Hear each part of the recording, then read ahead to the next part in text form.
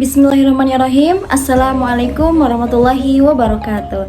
Izin memperkenalkan diri, nama saya Zahra Fadilah, semester 4, Prodi Pendidikan Bahasa Arab, STAI Dr. KH Mutakin. Di sini saya akan menyampaikan materi yang berjudul Isim Nakiroh dari mata kuliah Qawaidul Imla wal Khat Arabi yang diampu oleh Bapak Tubagus Abdul Hamid. Di sini saya akan menjelaskan mengenai pengertian dari isim nakiroh, apa contoh-contohnya dan juga ciri-ciri dari isim nakiroh ini. Isim nakiroh secara etimologis dari bahasa Arab yang berarti tidak tertentu atau tidak dikenal. Nah, dalam tatanan bahasa Arab, isim nakiroh adalah kata benda yang belum mempunyai arti dan masih bersifat umum. Nah, tapi isim nakiroh ini bisa ditambahkan dengan alif lam. Menurut Al-Zayat, isim nakiroh adalah ismun la ya'rifuhu al-mutakallim wala al-mukhatab. Isim atau kata benda yang belum diketahui pembicara dan juga lawan bicaranya. Menurut Ibnu Malik dalam bait Alfiyahnya mengatakan atau mengungkapkan isim nakiroh merupakan kata benda yang masih menerima alif lam dan juga tanwin. Bisa kita simpulkan bahwasanya isim nakiroh ini adalah kata benda yang belum diketahui, masih bersifat umum, tetapi posisinya masih bisa menerima alif lam, yang mana alif lam merupakan ciri dari isim ma'rifah. Nah, selanjutnya contoh kata atau contoh isim daripada isim nakiroh. Misalkan ada kitabun yang artinya adalah sebuah buku.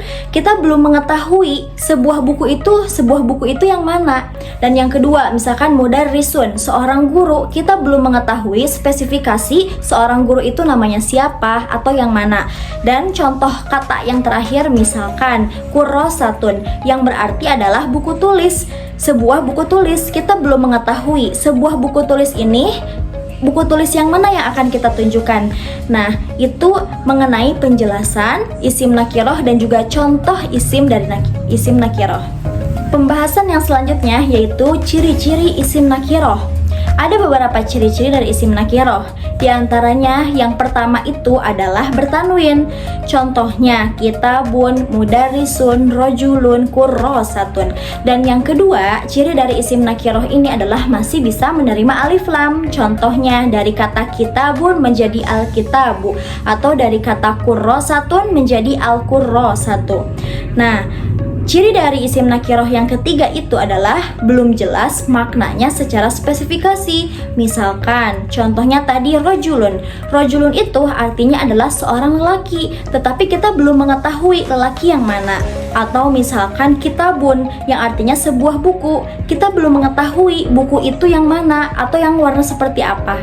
Dan ciri dari isim nakiroh yang keempat itu adalah selalu dipakai sebagai permisalan. Dan yang terakhir, yang kelima, ciri dari isim nakiroh itu adalah tidak diikuti oleh isim mausul. Mari kita lanjutkan kepada pembahasan yang selanjutnya, yaitu jenis-jenis dari isim nakiroh. Ada dua jenis isim nakiroh. Yang pertama, nakiroh tamah, dan yang kedua adalah nakiroh nakisoh. Apa itu nakiroh tamah? Nakiroh tamah adalah kata benda yang benar-benar belum diketahui secara spesifik. Misalkan seperti tadi, rojulun, seorang lelaki. Kita belum mengetahui seorang lelakinya yang seperti apa. Apakah si A atau si B. Nah, yang kedua, contoh lain misalkan kurrosatun, sebuah buku tulis. Kita belum mengetahui yang mana yang kita maksud buku tulis itu. Nah, itu penjelasan mengenai nakiroh tamah. Dan yang kedua, jenis yang terakhir itu adalah nakiroh nakisoh. Nah, jika nakiroh nakisoh itu berbeda dengan tamah, nakiroh nakisoh memiliki arti memang kata bendanya secara umum, tetapi masih ada pembatas atau kata sifat. Contohnya rojulun solihun yang berarti seorang lelaki yang soleh. Memang kita belum mengetahui lelaki mana soleh, lelaki soleh mana yang kita maksud, tetapi di sana masih ada pembatas. Oh iya, lelaki yang soleh, walaupun kita belum mengetahui siapa lelaki soleh itu. Nah, seperti itu, mungkin itu penjelasan mengenai jenis-jenis dari isim nakirah. Mari kita lanjutkan kepada pembahasan yang selanjutnya adalah fungsi dan makna isim nakirah dalam kalimat. Fungsi yang pertama adalah sebagai mubtada atau khobar dalam kalimat nominal. Yang kedua adalah sebagai maf'ulun bih dalam kalimat fi'liyah. Yang ketiga adalah sebagai majrur setelah huruf jar. Dan yang terakhir adalah menyampaikan ketidaktahuan, pengenalan awal, dan juga ekspresi kesopanan.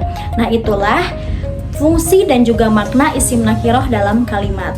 Nah, kita lanjutkan kepada pembahasan yang terakhir adalah contoh-contoh dalam kalimatnya.